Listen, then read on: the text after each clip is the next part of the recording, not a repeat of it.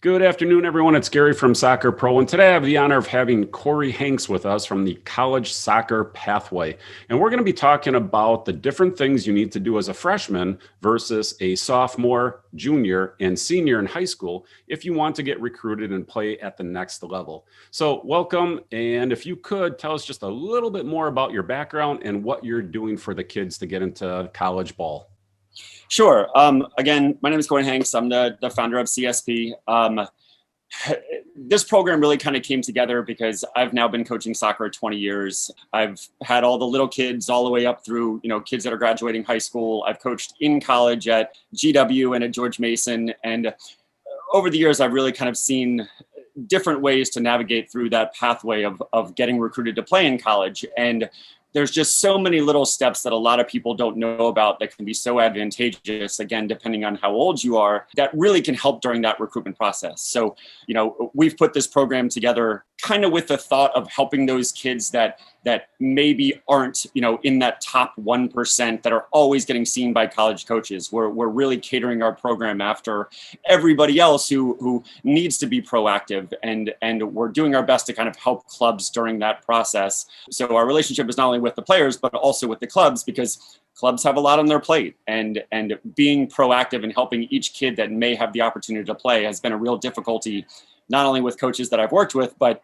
myself during the time that I was coaching clubs. So that's kind of why we put CSP together. And the thing is, you've been into this business, you've been a coach, you've seen it from the high end, you've seen it from the younger kids' age perspective, and of course the high school age perspective. Most of the parents that are going through this process with their soccer playing children have never gone through it. So what would be the first thing that you would advise them to do as they're coming into their freshman season? Yeah. Okay. So, obviously recruitment is a little bit different for boys and girls, but there's enough similarities that the basic structure of recruitment is relatively similar.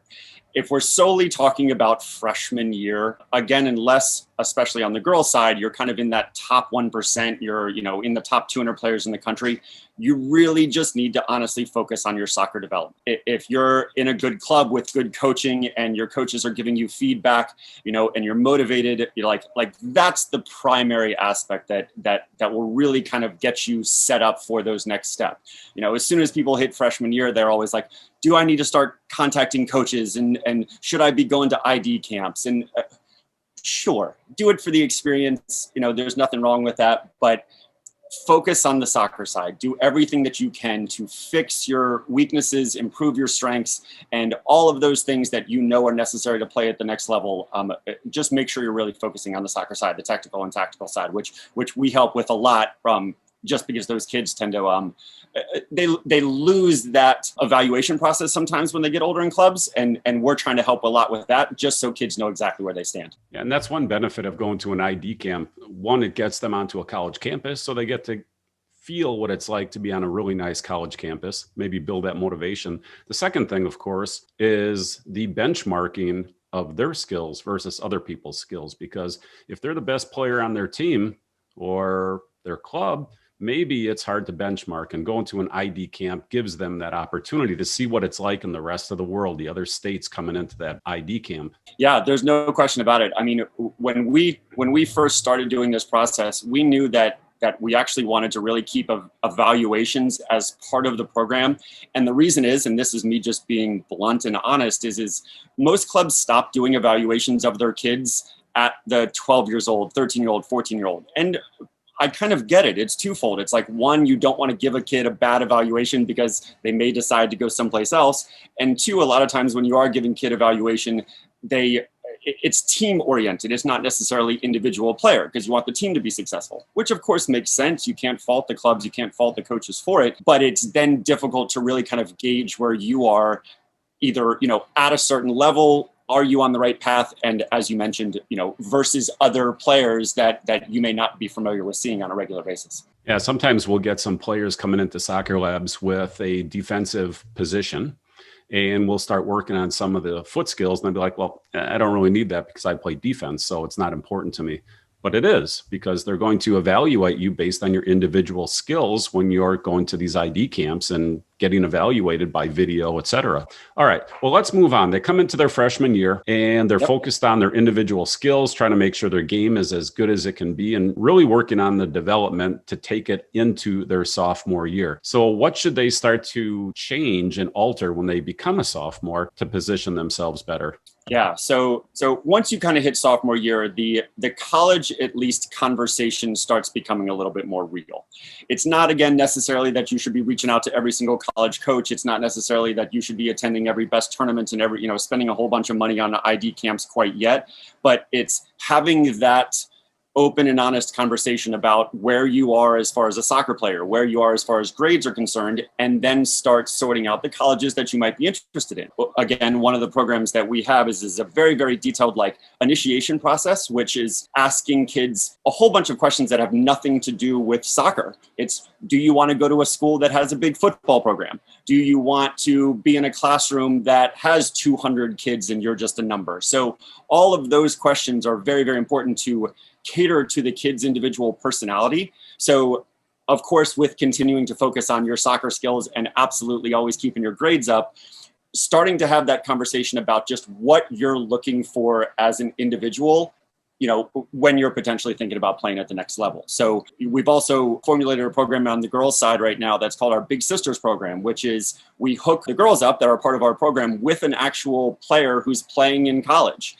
And so it gives them that connection of someone who has already been through the process, and they can reach out to them, because we as adults know sometimes teenagers want to talk to other teenagers or other kids that have been through the process. And so that sophomore year is really kind of going, okay, now I just need to start thinking about college a little bit and acquiring every resource, talking to everybody I can think of, and just thinking what personality traits match up with what type of college environment that I'd be potentially looking for. Yeah, that's really an amazing idea to link those two together, especially kids at that age don't necessarily believe their parents for sure. And probably more so they believe their coaches because they're that independent third-party adult. But to have a kid in college that's already gone through it, that's a fantastic idea. And the other point you brought up that was really good was the grades, because grades are so important in the sporting world. If you don't have the grades to get into the school, it doesn't really matter how great of an athlete you are. You're not going to make the cut. So no matter how bad that coach wants you,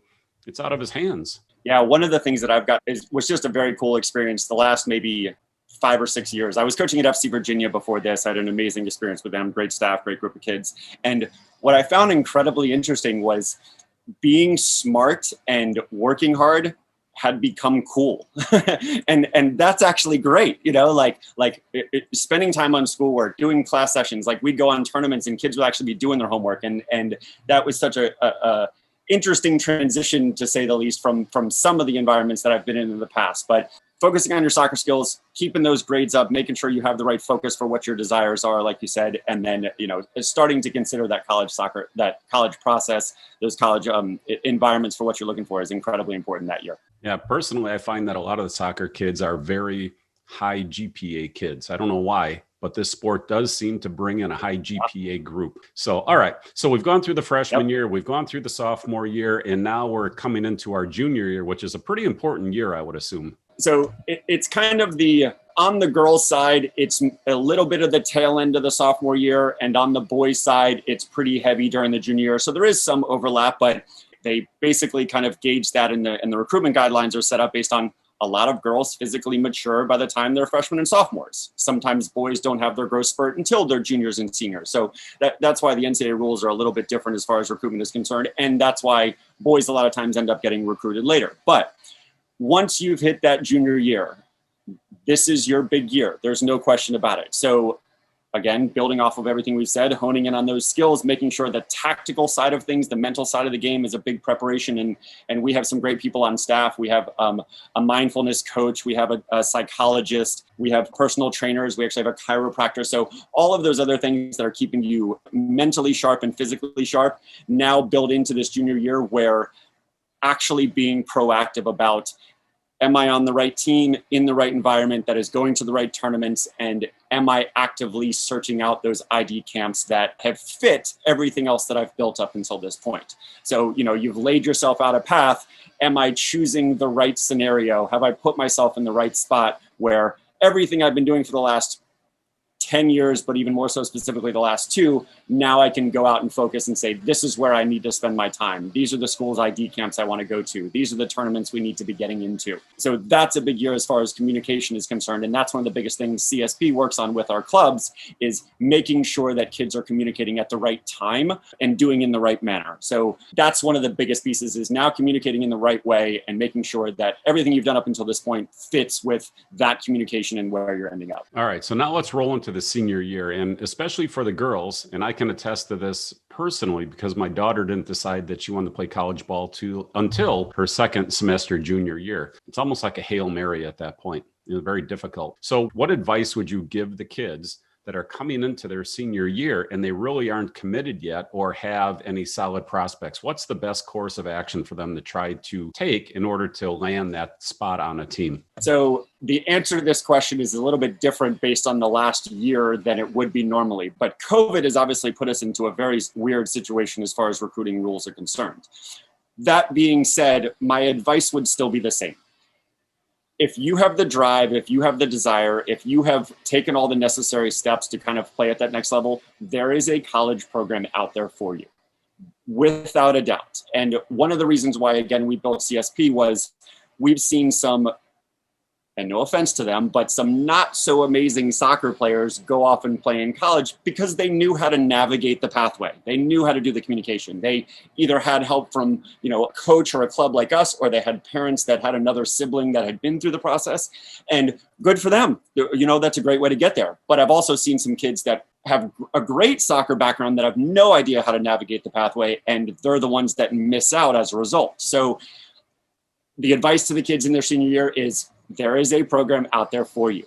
And if you can showcase yourself in the right manner, if you have the right temperament and mannerisms and conversational skills and potentially leadership skills, even if you feel like you're late to the process, a coach will take a quality person that is mixed with a quality soccer player. And that's kind of been our whole philosophy in growing CSP to begin with. So the difficult part is knowing how to get from, freshman year to senior year, especially if you're deciding that late. And again, that's kind of one of the reasons why we put this program together, to help kids in that exact situation. Right. And again, parents, the most important thing that you got to think about is they've done it thousands of times. You're doing it once. And if you mess it up, you miss those windows of time, they don't come back. And that's it. You're done. It's just the opportunity is gone, and that's the end of it. So recruiting services, just like any other type of service, can give you that expertise that you need up front so that you don't make those mistakes that you're going to make and then figure it out on your own, look back and say, well, yeah, that was easy. That was obvious, but it's too late. So anyhow, I don't want to harp too much about that. What I would like to do, though, is tell people how they can get a hold of you. If they'd like to do something with you, if they want to work with you, what do they do first? What's your normal course of engagement? Yeah, so, simple one, and I assume we'll probably put it in the taglines beneath it, but, CSP, CS Pathway, or College Soccer Pathway, either of those website addresses work. collegesoccerpathway.com, cspathway.com. Mine, very simply, is just Cory@cspathway.com. As we kind of were just talking about, like, one of the major differences is what we do versus a lot of the other recruitment companies out there is all the credit. And I by no means am saying anything bad about like the Captain U's and the Recruit Shoots, like all those. They have these amazing platforms to build a profile and get your videos uploaded. And that can be very advantageous for a lot of people. But the difference with our program is you are actually assigned an individual coach to work with you on a weekly, monthly basis. So depending on where you are in the process, you have someone that you can call or text or email or exchange information back and forth. And we run you through the entire gamut of that, no pun intended, but the pathway to kind of get you from freshman to sophomore year. So yeah, reaching out to us, we always have a very casual first conversation, of course, which there's no commitment, no charge, but we sit down on a Zoom call basically like this. And I kind of try to understand your goals. You see where we're coming from, and we see how we kind of mix that together to hopefully get to where you want to be in the long run. Right. And that's kind of a misconception that I want to emphasize. When you get onto some of these platforms that are paid platforms, you can't assume that the coaches are going to come search you out because you're on these platforms. It's one of the things they like to sell. But what we've done with SocrPro is we're giving people a free players page where they can create their whole profile and put their videos up and everything they want about themselves. But here's the key.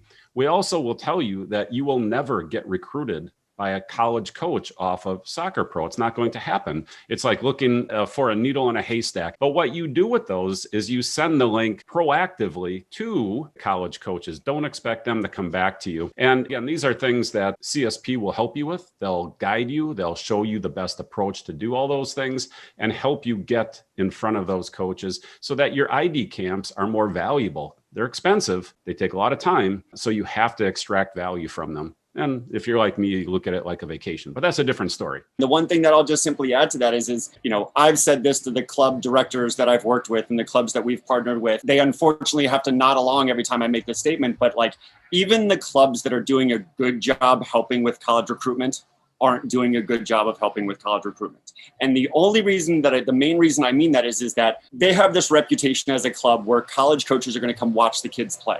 And then the recruitment director or the college director or their coach always does it in a very reactionary manner, meaning like they'll get an email from a college coach and say, yes, I can help you with this kid and I can forward it on. And then they help with that communication.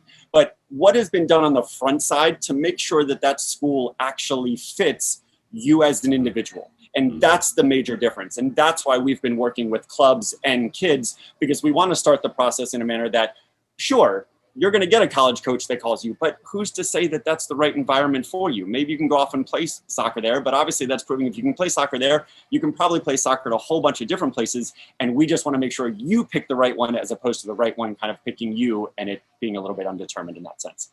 Right. And you also have to keep in mind that the club coaches have other responsibilities versus going to a recruitment specialist. Yeah. That's their focus, right? It's your focus 100%. Versus, something you're trying to help with on the side. All good intentions, all good people, but it can't be their 100% focus because they have so many other things that they have to take care of. Cory, one more time, I'm going to put the URL inside this video, but there's a lot of people that will just listen to the audio of this. So please tell people how they can get a hold of you, what your website URL is, what your email address is to get a hold of you personally, and then any other information you'd like to put out there as contact info. Sure. Both URL work, www.cspathway.com and www.collegesoccerpathway.com. And my personal email address as the founder, I like to talk to every new kid. So it's just Cory, Cory, at cspathway.com. The interesting piece is the CS Pathway part, I actually had someone call and was like, hey, do you do the same program for lacrosse? And we're like, no, but college soccer could also be college sports. So maybe somewhere down the road, we're potentially doing that for other sports. But yeah, any one of those is the best way to get in touch. And I'm more than happy to reach out anytime I can. Well, we happen to believe that soccer is the best sport out there anyhow. So that's why. No question. Well, again, Cory, thank you for coming by this afternoon and telling us about the recruitment process and some of the difficulties people will face. I hope they reach out and contact you, even if they don't engage with you on a paid program long term. Just that first phone call is going to give them immeasurable information alone. So I really encourage you to get out there, contact them, get that initial consultation. And as a parent, you will be light years ahead of where you are today because the first 5% of what you're going to learn is going to be 100% more than you know today. Greatly appreciate the time. Couldn't be more spot on. Thanks so much.